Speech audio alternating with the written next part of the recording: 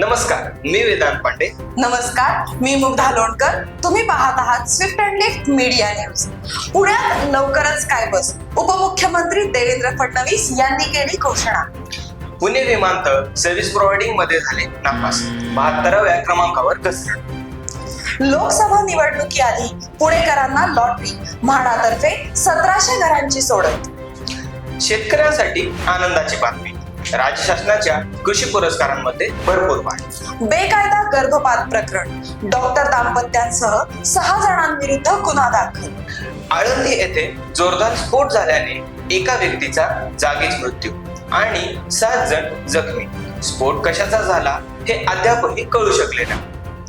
पुणे नाशिक प्रवास आता सुपरफास्ट, औद्योगिक द्रुतगती महामार्गाच्या अंतिम आखणीस मान्यता. आता इंटर्नशिप मिळणे झाले सोपे. विद्यापीठ, महाविद्यालय येथे होणार इंटर्नशिप सेल.